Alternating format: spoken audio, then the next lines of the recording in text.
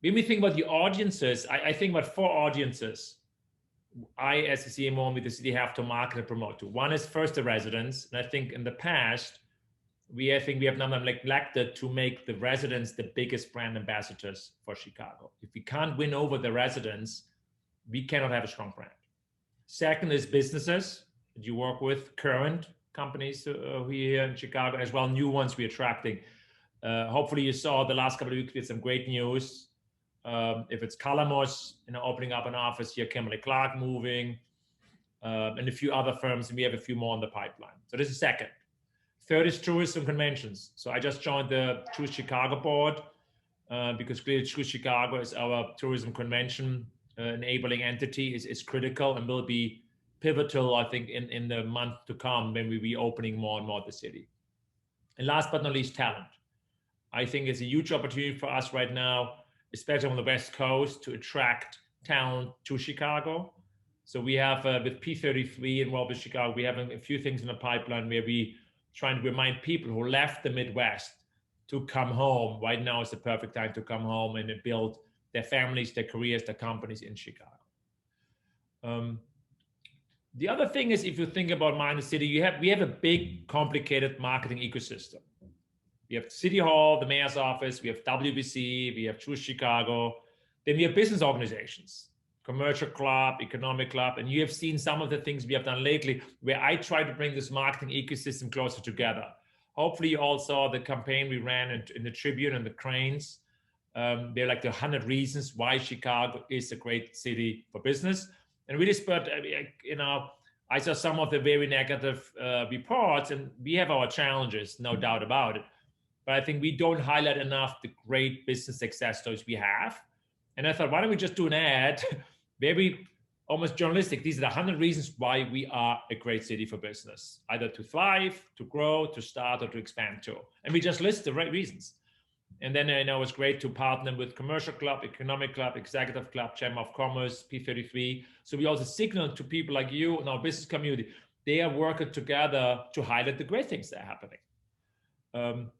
Then I get more and more involved with the culture and the arts organization. The last couple of weeks, we made some announcement how we want to bring the arts back, because the arts is not just a fun thing for all of us to experience. It's a huge economic driver for the city. And I think we have to, they suffered a lot the last 12 or 18 months, and we really have to help them all.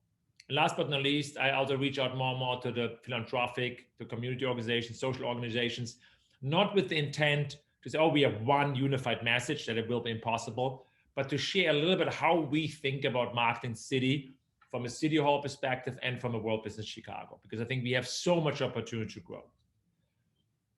A few lessons, because if you look at my career, I started my career at Lufthansa in Frankfurt. Then I started a company in Silicon Valley as a founding CEO and sold it to Oracle. And then I ran for 10 years, Footcon and Belding here in Chicago, with one of the largest advertising agencies. So I worked a lot as a marketer and brand marketer. But coming to City Hall, it's kind of the first time in the public space as a civil servant. It was, I wouldn't say a shock, but it's an adventure every single day. And I thought maybe some lessons that I can share how marketing a city and a City Hall is very different than working for a private firm is. First of all, as a CMO, I have no money. I have no paid media budget, which is a freedom to some degree, because whatever we do, it has to be so powerful that it breaks through. Clearly, some of the things we did with the mayor, and I'd stay home, have live campaigns, a meme broke through big time. Even when we announced a small thing, I don't know if you've seen the United Center fans back in the stadium, we did this fun thing with the mascots. These are small things. We all produce them in-house. And we had 500,000 views. We are starting on ESPN. And these things matter because they built the brand of Chicago in a what we call earned way. So sometimes you have no money to market is a freedom as well, because you need big, powerful ideas. The other thing is I got a lot asked about, New York is spending $30 million on a New York is back tourism campaign. And I say always, what are Chicago doing? I said, let them spend $30 million. I'm not the biggest fan of these traditional big advertising, paid media-driven campaigns. I think we need every week give a concrete, exciting reasons why people should come back to downtown, to the city. So we have a marketing calendar where every week we're trying to say something. We had Navy Pier last week. Next week we'll have a big announcement about festivals coming back. So I think much more like that instead of spending $30 million on one thing. Oh, we are open. Because if we say, oh, we are open, that doesn't mean anything to anyone. That does not motivate people. Give them June, the Obama portraits come in the Art Institute. We'll make a big highlight on that. One of the big festival announcements would be huge. So that's how we think much more now in City Hall. You might have seen that the City Hall as well, the mayor's social platform, we are very active.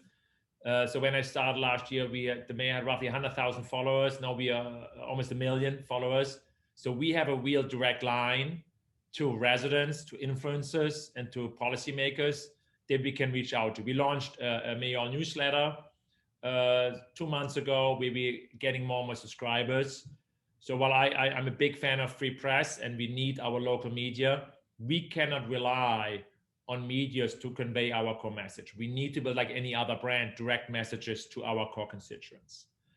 The other thing as well, as you know, I mean, when something happens, good or bad, we have a 24-hour opportunity to communicate. So if we do an announcement, we need to be on, we need to produce some content. And most people haven't realized we're building an integrated production entity within City Hall. It always existed within City Hall, but now we are focusing and centralizing much more so we can be our own publisher of the brand Chicago. There are a few topics that are always top of mind right now. Reopening Chicago.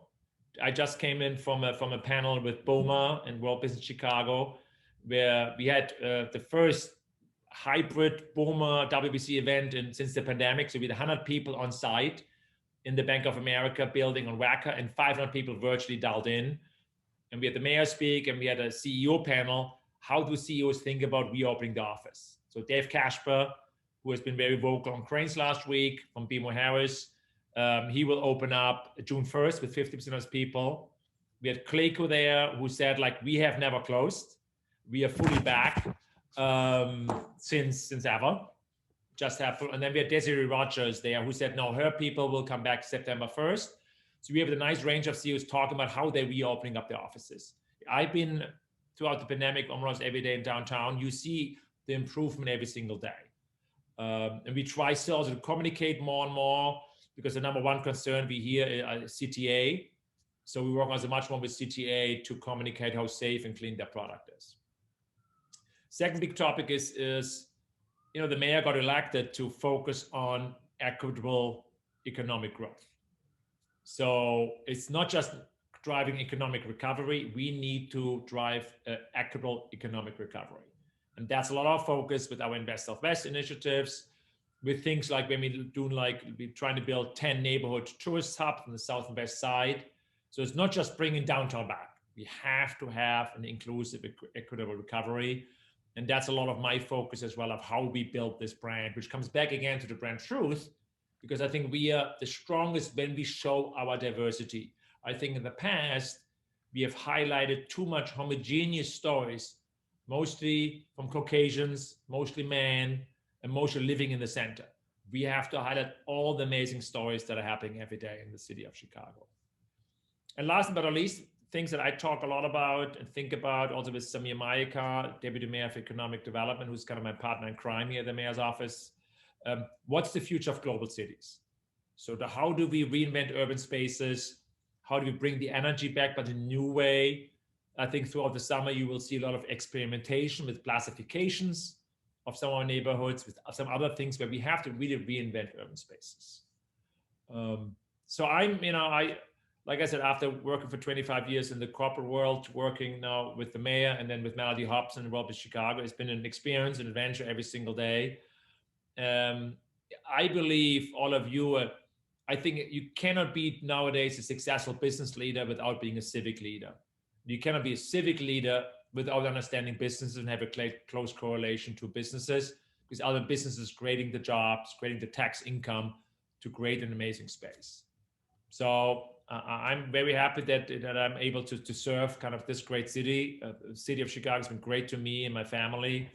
So I'm here now to open, for any questions that Dr. McKinney will throw at me. And people who know me, I don't shy away from any also tough questions. I might not have all the answers, but I also want to close kind of my opening remarks by thanking your organization, CCAC. You've done amazing work. I had the pleasure to now work on a few initiatives with your team. with the organization. I think we are a better city because of you. So I'm thankful for all the time, energy, and work you're spending on making us a better city. Thank you. Michael, thank you so much for your comments this afternoon. I think I told you about a week or so ago when we spoke that CCAC members are not shy. So needless to say, the questions have been rolling in already. I will just remind our members that if you have a question, please feel free to place it in the chat. And between myself and the CCAC support team, they will make sure those questions get to me so that I can pose them to Michael today. So, you know, Michael, I had a couple of choice questions that I was already planning to ask. And it's really funny because some of the additional questions that have rolled in complement the first two well. And by the way, let me just say, I am talking to you today from Sterling Bay's offices here in Fulton Market. So we are not fully reopened yet, but have a significant amount of our staff in the office and plan to be fully reopened by early July. So thank you for your comments you made about reopening the city and people getting back to work. So the first question, obviously you had a very, very successful career in the private sector. What made you leave the private sector to come to the public sector? It's a good question. I mean, like I said, I had a pretty decent career, and I wouldn't say I was bored, but I got to know the previous administration pretty well when I worked on the Amazon HQ2 pitch. So when Ram and Deputy Mayor Bob Rifkin led this pitch 3 years ago, they reached out to creative agencies and they called me because I was on a few boards and knew me. Hey, are you willing pro bono to help the city and the mayor's office to work on this very, work intensive Amazon HQ2 pitch? And I did that, and I worked almost for a year on that pro bono, and I really enjoyed it. I enjoyed meeting a lot of the civic leaders in town. And what I realized, I think marketing and branding and communication expertise is lacking in a lot of the civic functions, and is so critical because ultimately, if you look at the mayor has three things. She has the management responsibility of all her departments, she has policy, and she has communication. That is it. And if you do something great and no one knows about it, it doesn't exist. So I did enjoy that. And then late 2019, Samir Mayeka, where I got to know, reached out, hey, would you, since you're winding down your career at Footgun Belting, would you be interested before you jump on another job on doing the CMO things? I said, yeah, interested. And I started it. And the one thing, my CMO, but as well in the World Business Chicago role, I'm every day impressed how, especially the business leaders and civic leaders, are willing to help, willing to be constructive. I've never experienced this in my life, and I lived in a few cities around the world. So I'm always just inspired and driven by all the civic engagement of so many people in Chicago who have the true energy to make us a better city. That's awesome. So I think the obvious question that a lot of people have, but not a lot of people will ask, what's it like working for the mayor? So I did not know the mayor before I started. And I got to know her mayor pretty well. And I had just dinner with her last week because we had to talk about some longer term issues. And I'm a huge fan of her. I tell her as well, I don't agree with everything she does, and no one should. But I like three things about her. I think she has an inner North Star of what's the right thing to do for the city. That is just unshakable. Mm-hmm. I think second, she's probably the hardest working mayor in the country. People don't realize it, how hard she works every single day. And I think third, she in her leadership team, she knows when she doesn't know something and when she can trust the team. And she's a tough one. She's very tough because she knows a lot is riding on her decisions, her leadership. And, when we read in the press, they're like, people leaving or so. Yeah, I mean, after 2 years, this is work in the mayor's office is the people, I've never seen people working so hard. This is a 24/7 job. And after 2 years, some people are tired. But I think we are blessed to have her as a leader and a mayor. And I'm looking forward to working with her the next couple of years. And I tell her I was mayor, I think you're wrong on this. And she said, No, I'm not. And I laugh, and then we move on and we work. Very interesting. Yeah, I've worked for worked for two mayors and with Mayor Lightfoot. And I will tell you, I've never wanted to be on the wrong side of either of their personalities. And And that's you to have to your be point. to lead, as you all know, to lead the city. You have to be tough. Absolutely. You have to be tough. Absolutely. So this next question, and very insightful question, it comes from our member Stephen Friedman, but several of our other members agree with it. And the question is, how will you work on changing the inaccurate and negative narrative that's being spun about Chicago, whether it is in terms of crime, issues, or uh, tax issues or other issues that we're hearing and seeing in the media? Very good question. I don't think there's a silver bullet for this. Let me expand a little bit on this. The perception is driven, you could say, almost by three key sources: local media, national media, and social media. And I'm very frank on this. I think the local media, we are not able to change what they write. No mayor has done that, no administration is able to do that. On the other hand, the importance of local media is decreasing. If we look at just viewership, readership is decreasing. So I think national media is different. If you look at the overall coverage, if you do an analysis, which we did on the coverage, the national media is not always, but in more cases, a little more objective, a little more positive, and I'm much more willing to listen to the mayors and our arguments. So we have focused some of our priorities to national media. As well, for Chicago residents and others, the national media has higher credibility than local media. And then third, social media. We cannot forget that if we look at the numbers, probably 80% of Chicago residents never read local media. They consume their media on social media. So we need to have a stronger, more positive presence on social media. So this is my overall media strategy. On the messaging, it comes back to what I said at the beginning. It's not about one big thing.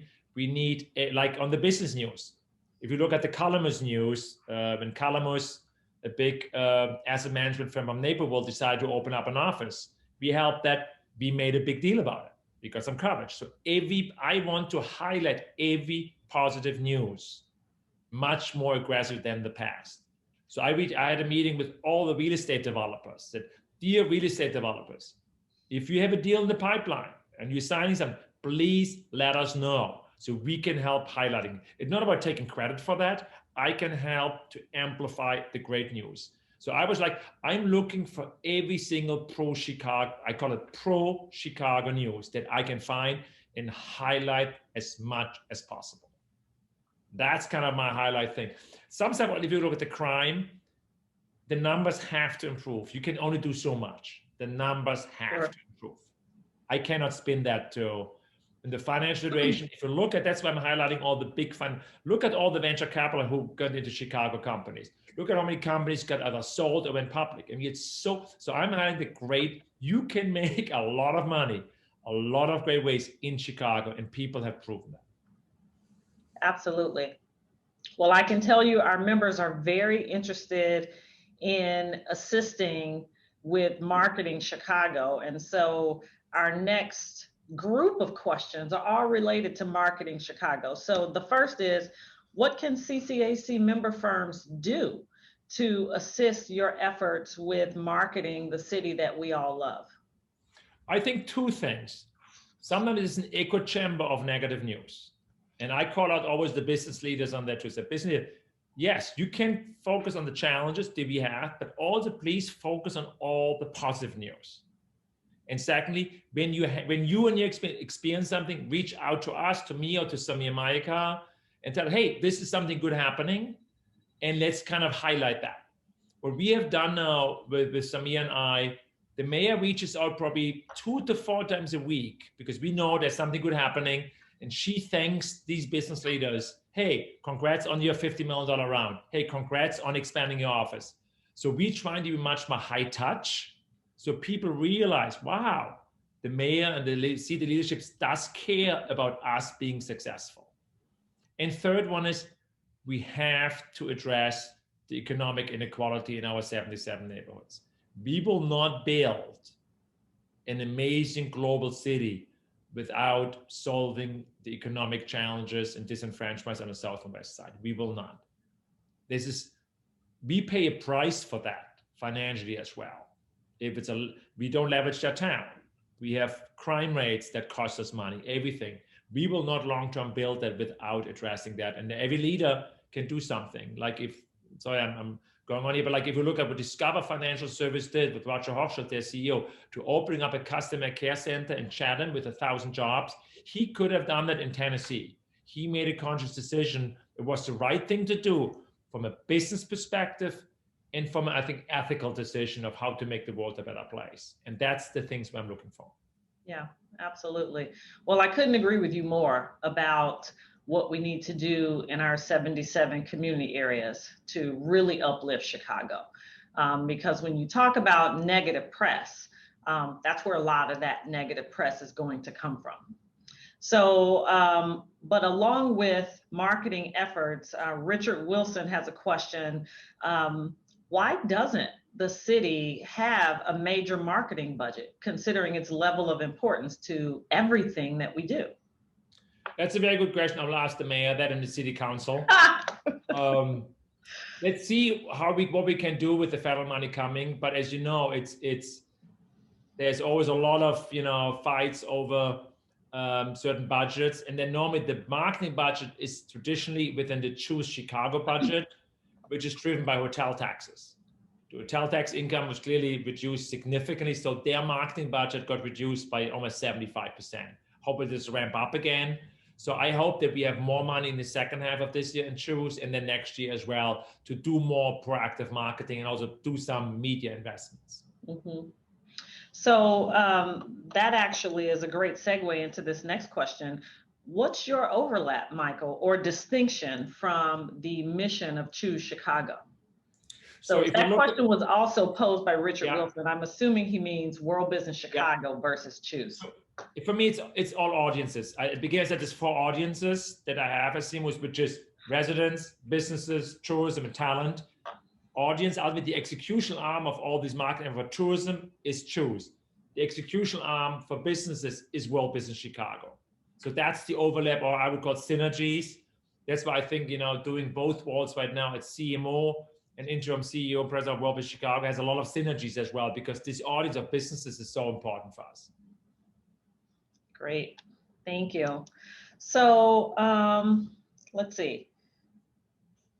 I'm trying to decide which 2 to go to. Okay, let's go to our member Leanne Thomas. Her question says, part of marketing a city is what the city looks like when you experience it, including cleanliness, landscaping, lighting, road conditions, open commercial businesses, and the appearance of safety, and etc. So since the riots, the downtown area tends to be lacking luster in many of those elements. So what is the city doing to combat graffiti, increase safety?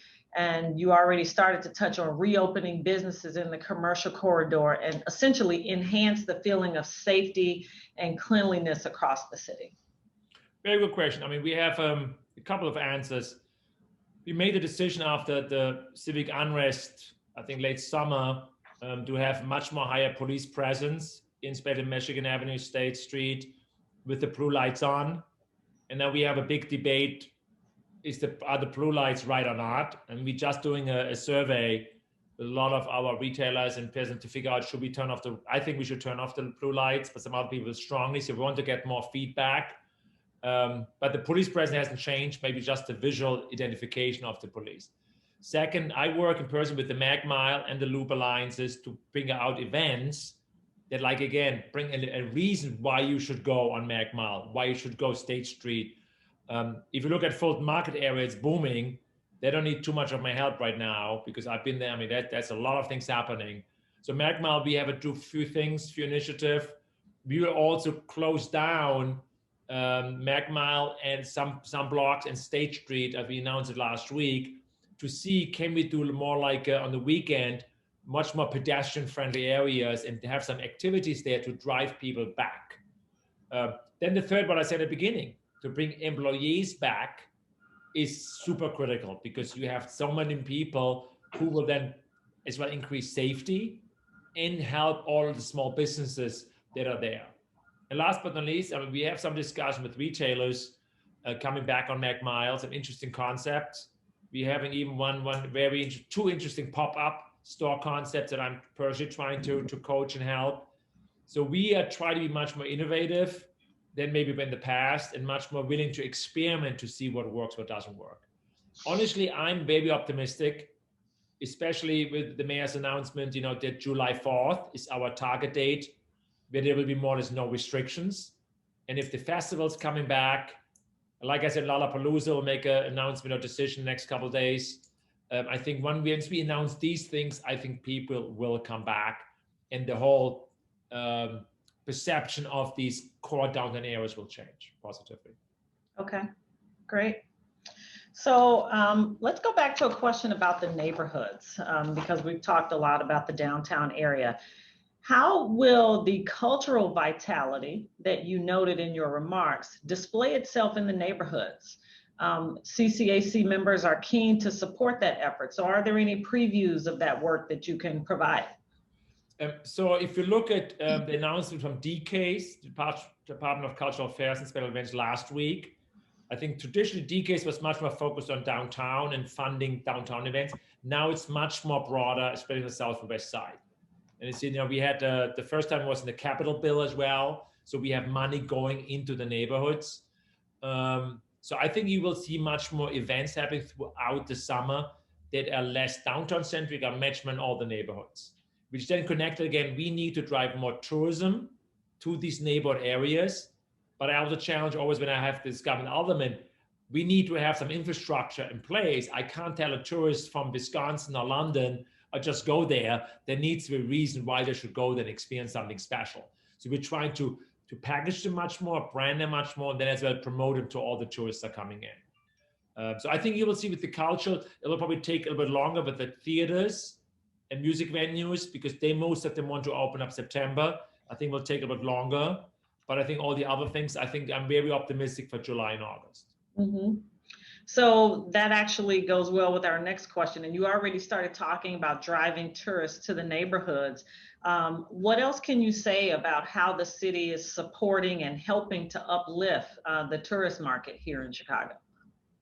So, I mean, I'm in a search committee as well for the new CEO of Choose Chicago. You probably know that we are looking for new, because what we need to have, I think, in the future leader is a combination of someone who understands the traditional convention and group and hotel business, but also is a very innovative marketer.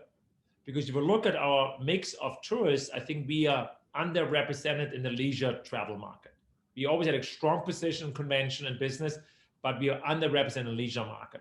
So we want someone always like, if you look at the airline, you want business travelers and leisure travelers. And we know the next 2 or 3, 4 years, leisure travel will be booming. And we need to have what I call our unfair share of leisure travelers. So we're much more aggressive on that. And then as well, we're identifying right now 10 neighborhood hubs where we think we can drive tourists to that will be as well a big economic positive factors for these neighborhoods. So I think more to come, more to see. But I think the next leader of Choose will be much more aggressive, much more innovative, and to balance the traditional convention business with much more leisure travel focused audience. Wow. So what segment of the market has proven difficult to connect with in your experience? That's an interesting question. I don't think there has been anything, a particular segment difficult. I think what we're trying to still communicate, because Rahm Emanuel, the previous mayor for 8 years, he knew, I mean, he came from the White House, he knew everyone, he knew the business community extremely well. Let's be honest, Mayor Lightfoot came, most people didn't know her. She's a lawyer by training. She did not have the long established relationship to the business community.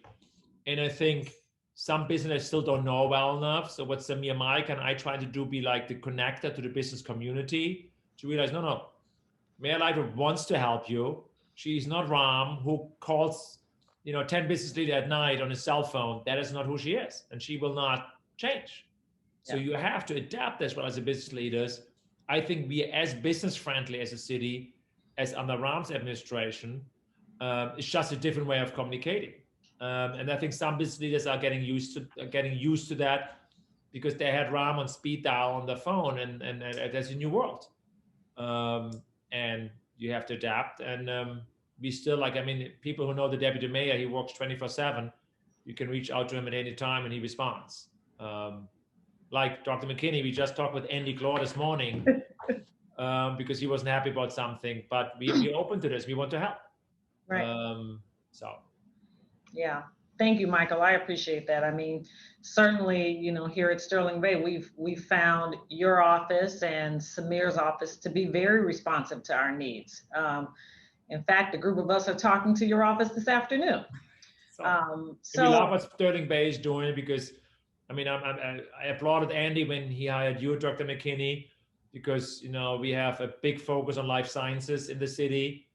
And I think the one thing I probably should have said as well, I think our focus in our recovery task force report from last year, we really focus on 4 industries that we believe we can grow more than other cities, which is manufacturing, huge opportunity for us, life science and healthcare, TDL, and food and agriculture. These are the 4 industry sectors. So that's why when Sterling Bay made this strategic decision with you, Dr. McKinney, we are thrilled because there's a huge opportunity for the city of Chicago in regards to life sciences. Absolutely, it is. Thank you. So when it comes to business competitiveness, and this is from our member, Rana Lee, she says, Chicago loses to other cities in an RFP scenario. So what will it take to meaningfully change that narrative, and what can CCAC members do to assist in changing that narrative? It's a very, very fair and good question. Right now we are pitching against Austin and Dallas on an advanced manufacturing opportunity.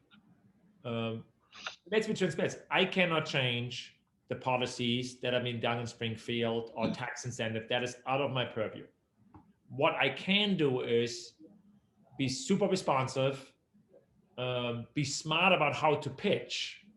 It's like this opportunity, we reached out to the CEO, we called 10 business leaders who called that CEO to tell him why Chicago is great, highlighting some of our research ecosystem that people don't know about, like in manufacturing with MAP, MXD, Argonne. We have some of the globally top-notch research facilities that no other city has. So I try as well. I probably will, against taxes, not win the fight about taxes or incentives, but I will win the fight on workforce and innovation research. So I'm trying to move these fights in RFP to the battleground that I think Chicago can win. Yes, we have our incentives, and here they are, but look at this. Ultimately, your investment decision will be more driven by the talent we have and how we react than like by short-term incentives you have. And I think Samir and I, we try to show, in this case, the CEO. We're here for you. If you send us an email at 10 p.m., you will have a response back by 9 a.m. there next morning. And that's also the culture I try to instill at World Business Chicago. We have to be aggressive, yet we're leaning in. Like that, these are all pitch situations. Like when Calamus was on the brink to sign the office or not, I got personally involved. I just want to be much more proactive, aggressive, customer-centric than maybe in the past. Mm-hmm. I said this at our meeting in April when we had Brad Henderson as our guest speaker, and I'll say it again here. So we had Brad speak to CCAC in April, but in March we had Haven Allen from MHub speak. And I said at that time that, it's clear to me that there's something to be said for bringing together the leadership from MHub, P33, World Business Chicago, and as well as Matter in 1871, and really having a serious discussion about how we work together to uplift Chicago and attract some of this talent here that we're seeing from all across the country. You know, I was having a conversation just the other day with a real estate team out in Boston, you know, one of the areas that we are expanding to. And we were talking about this fierce competitiveness that exists here in Chicago, which in my opinion is both a blessing and a curse. You know, so I think that one of the keys to unlocking what we're trying to do here in Chicago will be to figure out how we take that competitiveness and use it in a way that helps the city and helps to do many of the things that you're talking about. Dr. McKinney, extremely well said. Thank you for saying this. And like on this manufacturing opportunity, we brought MHub, MXD, P3 all together because I wanted, with Brad Henderson, I talk with him every other day. So we know what's happening. Haven is amazing. So I try to be much more collaborative spirit on this because we all win. And we heard from the few opportunities we pursued now, they feel that as well. Wow, it looks like you're working together. So I think we have a lot of opportunity to grow in this area. Yes. Absolutely. Well, let me just say that our 8th Summit for the Alliance for Regional Development will be exploring that issue. So Michael, don't be surprised if we call you up and ask you to participate in that effort. You see our chair, Greg Hummel, smiling. He's very active in that process. Yeah. So you may be getting another call. Here's another question though.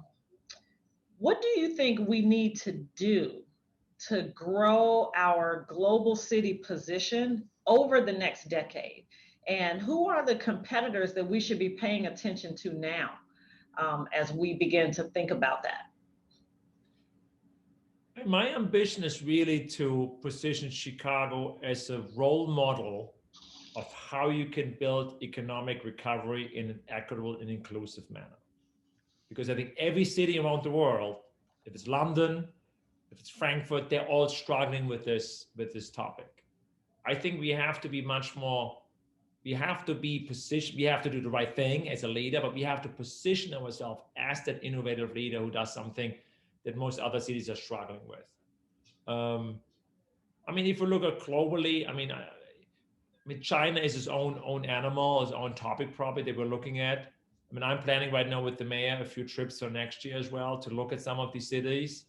But I want to be ultimately always in the same, like London, New York, Shanghai. These are the cities I want to be on the same level. So I just came from a call from an organization that they're doing this global city panel. And I just, as long as these are in, I'll buy my spot on that because that's why I want to be perceived. Yeah. Yeah, we have to, like, discussion like mental health. We're doing extremely innovative things around mental health in the city, and we will launch now something much more aggressive communication campaign that in June. So I think we are leading in so many things, but sometimes the Midwest humbleness hurts us. We are so shy about touting our own successes, and I'm, you know, clearly I wasn't born here in Chicago. You guys might be surprised. But I'm not a fan of this. We have to tout our successes. We have to be much bolder. I always like to say pre-pandemic, New York's brand is much better than its reality. For us, it's the opposite. I think Chicago's reality is much better than its brand. And normally, you always want always, as a marketer, you always want your brand slightly better than your reality. And we are far from that. Absolutely. So we just had another question come in, which really kind of brings that same message down from a global perspective to a more local perspective. And so this is from our member, Matt, Sir Mac. His question is, are we worried that less talent will stay in Chicago or come to Chicago if we become too much of a hybrid workforce city? And he notes that cities like Denver, Miami, Austin, and even Nashville have exploded during the pandemic. I mean, there's certain trends, you know, sometimes I tell the mayor and here the mayor's office, we shouldn't also take ourselves too seriously sometimes. Some things are out of our control. I believe the 3-2 will be the new norm. 3 days in the office, 2 virtual. That's what I will do at World Business Chicago, by the way. And then I had a big discussion with the mayor on this because, you know, the policy, all the city employees should be back 5 days a week. Mm-hmm. And I have a big argument with her about that. Yeah, but if you want to have the top talent, that might be a hindrance to have everyone back for 5 days who don't have to be, you know, like the firemen have to be back for 5 days. Right. So I think as long as we position this as a super hybrid friendly 3-2, I think this could be rather competitive advantage. We will not be a city, because I talk with some CEOs, they think their company lives in the cloud and they have no sense of locations anymore. And I don't believe that will be long-term successful. And I had some strong discussion with some CEOs who have this philosophy that you telling me you start this company in Chicago, universities, the police officers, the firemen, the hospital, they helped you ultimately all to create this company. It was not just your genius. And now after you have multiple dollar company, now you think you can live in the cloud. I don't believe this will be long-term successful. Yeah, I would agree. You know, it's interesting. I spent nearly 14 years working for the city of Chicago, and we used to call it supervision by site. In other words, if you weren't at the office, the perception was that you were not working.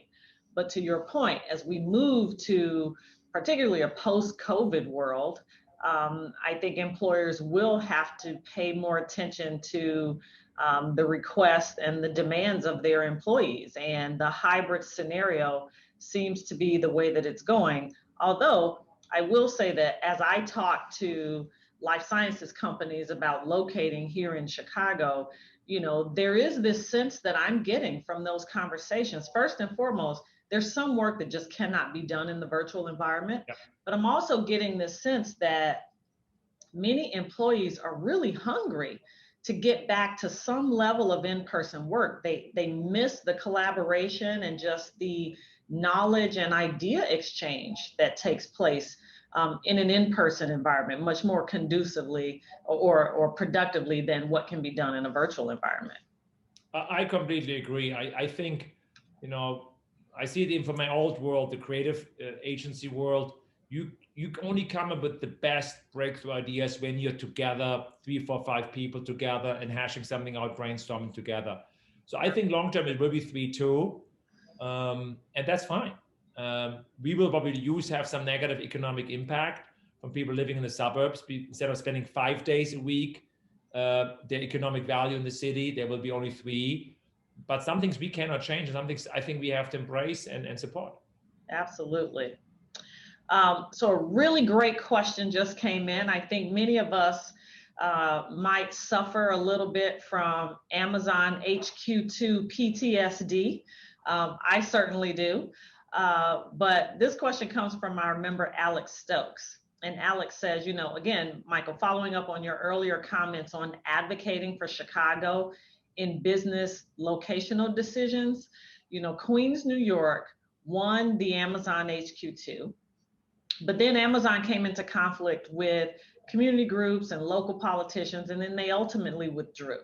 So what is your advice for the next non-local company seeking a Chicago location in building community support and partners and essentially avoiding the types of issues that, you know, kind of make Chicago lose? You know, I think about, in addition to Amazon HQ2, I think about the Lucas Museum, you know, and people can think about it what they want, but at the end of the day, that would have been a major tourist driver to Chicago, and we lost. No, you're bringing out 2 topics on that are hurtful for me. I mean, you know, I became now closer to Melody Hobson since she's the vice chair of World Business Chicago, and she's been a great coach for me. Yeah, I think what happened with the George Lucas Museum of Narrative Arts, it's a shame. I think there were like some small interest about protecting the parking lot over thousands of jobs.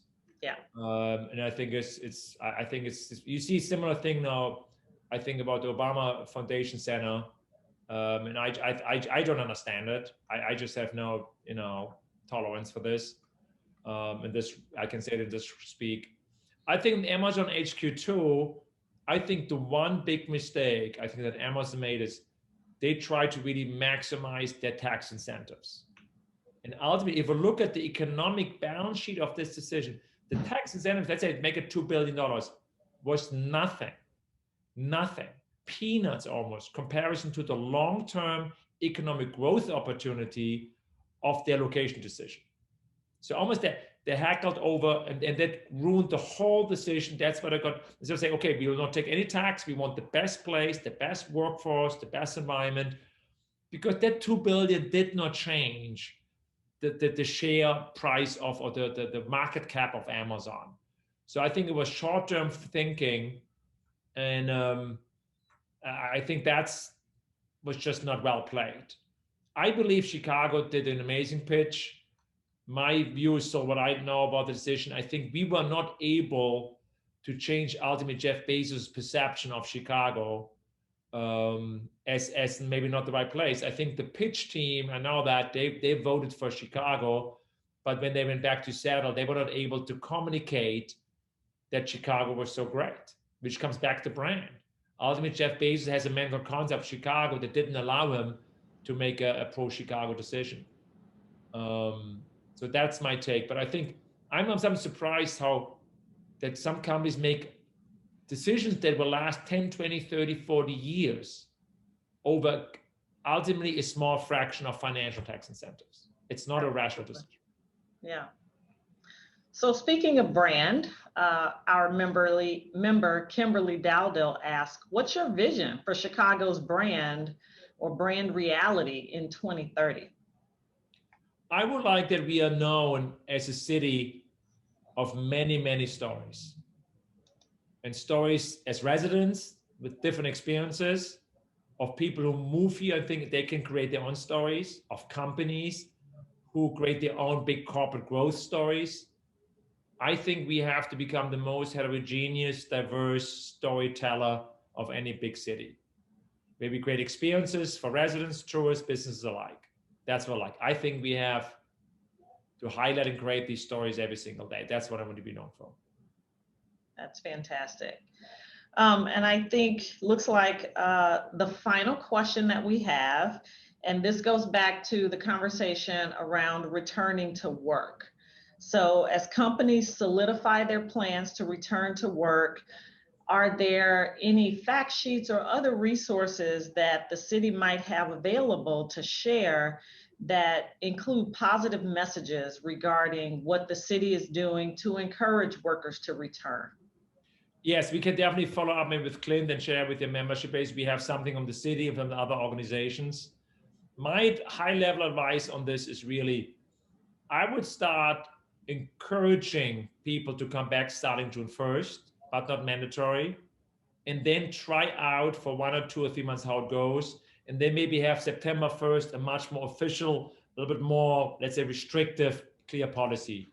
That's what I do, like at Robust Chicago, which is much smaller scale, but like, hey, June 1st, I want you X days back in the office, not mandatory, but as my strong recommendation, because we do have to respect as well parents, because of the summer and the school system that's challenging. But I think you need to give people 2 or 3 months to get used to this, to again taking CTA. But then I think as well, September 1st is probably a new date where the new official policy can be in place. Mm-hmm. And we're also slowly moving to a phase where, I mean, the vaccine is safe, free, and accessible for everyone. So I think we, like at Robust Chicago, of other companies, if you come back, the policy, you have to be vaccinated. I think it's tough if we have like 100 or 200 employees that everyone wears a mask because 1 or 2 people are not vaccinated. So I'm not strict on that policy. And then people who have reasons on it, then it's an exemption. But I think we need to continue to drive vaccination. That is the only thing that will get us completely out of this pandemic. Yeah, thank you for that, Michael. I agree. And I've actually been talking a lot about this issue lately. And someone posed the question to me the other day about what we were doing here at Sterling Bay and, you know, concerns over asking vaccination status. And my response was, you know, obviously you can't really ask people their individual vaccination status. You know, that could potentially be a HIPAA violation. So what we did here in our office, we just issued an anonymous survey to our entire staff body, asking whether or not people are, vaccinated. Have you at least had the first vaccination dose? Are you planning to get the second, or have you not had either? It was completely anonymous because we were really just trying to gauge how aggressive we could be with our return to work plans without pressuring people. And through the survey, we identified that 85% of our staff are already fully vaccinated. So what we did was we issued our plan, but then we also issued a list of resources across the city and nearby suburbs where employees could go to obtain their vaccine for free. And then our HR department is working with people individually that are having issues around, childcare or, caring for an elderly parent. So I certainly think that, there are things that can be done and things that employers can do without violating your employees' rights to privacy to move toward the return to work plan. So again, thank you for that. And we will certainly look out for the information and the resources that you're able to provide and get those issued to our members. So, we are just about at the 1 o'clock hour.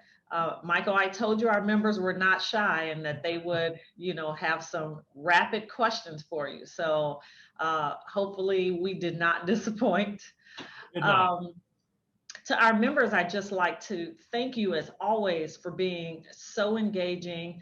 We are really honored to have leaders like Michael come and present to us. And it's always a much more robust discussion when our members are engaged and when you pose very challenging and intriguing questions like you've all done today. So I would just like to personally thank you all for that.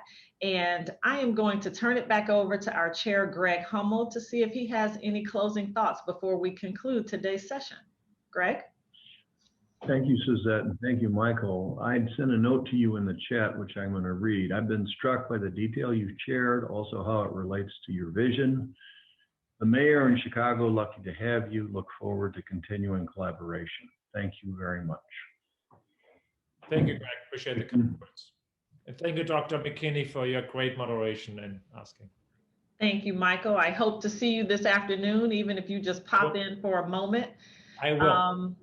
For our members, we are going to give you 32 minutes back in your day. It's always my great pride to be able to facilitate these discussions in a manner that allows you to get all of your questions and thoughts out, but also gives you a little bit of time back in your day. So thank you all again, and we will see you next month.